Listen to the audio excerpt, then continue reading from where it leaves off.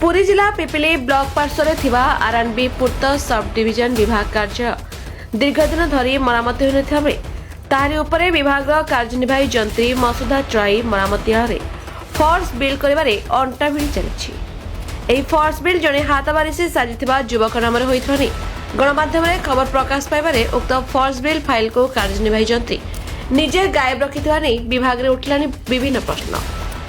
Force bill करबा पई केउ बड़पंडा निर्देश देथिले ना निजे कार्यनिर्वाही जंत्री केउ बड़पंडा को अजांते चळू करिबा आसरे एभली कार्य करिथिले ताहाकु नै होइछि जोरदार चर्चा।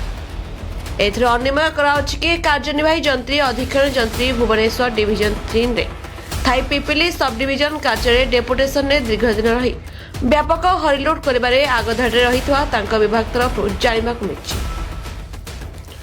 आ मध्य अभियोग जानिबाकु मिछि प्रवासी भारत योजना रे आसीथिबा अर्थ को विशेष कार्य न करी पिपिली सब डिविजन अधीन थिबा उत्तरपार्श्व सरदेईपुर सेक्शन ऑफिसर दीर्घ 15 ऊर्ध्व वर्ष धरी गादी मारी बसिथिबा नियुक्ति थिबा कर्मचारी पिपिली सब डिविजन कार्यालय डेपुटेशन ने थिबा कर्मचारी माध्यम रे व्यापक हरिलुट कराउथबा बळी संगीन अभियोग आसीछि।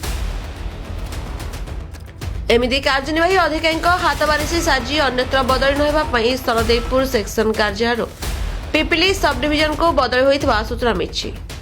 सेपटे जने कर्मचारी एक सेक्शन एवं सब डिविजन ने दीर्घ 15 ऊर्ध्व एक स्थान रे रहिबा सरकारी नियम को संपूर्ण उल्लंघन कराउछि बोली जने वरिष्ठ अधिकारी कहिसेंति। तेणु तांको सरकारी स्तर रे यथाशीघ्र अन्य जिला को बदली करा जिबा आवश्यक पड़छि। अन्य पक्षरे जानिबाकु मिछि जे कर्मचारी जनक पूर्व सरकारक जनाशुना मंत्री को संपर्क होइथरु तांको विरोध रे विभागीय अधिकारी माने केही पदक्षेप नेउनाहांति। सेथिपई कर्मचारी बाबू जनक एक स्थान रे रही राज चलै आछि।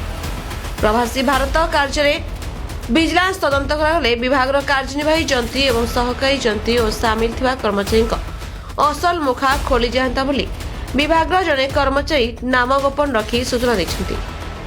एने भुवनेश्वर आरएनबी डिविजन 2 अधीक्षण जंत्री मतामत चाहिए मध्य से गणमाध्यम आगरे मुख्य खोलु नथिबा सहित फोन उठाउ नथिबा जोगु तांको प्रतिक्रिया मिलु नाही।